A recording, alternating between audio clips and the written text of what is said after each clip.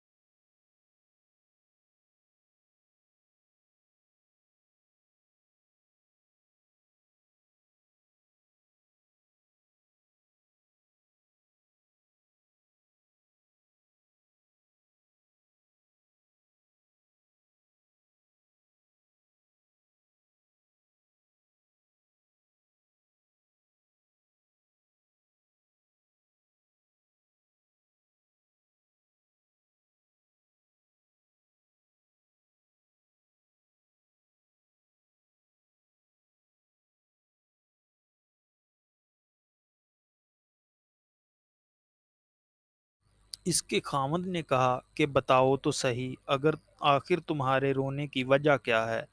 तुम ऐसे क्यों रो रही हो? इसके खामद ने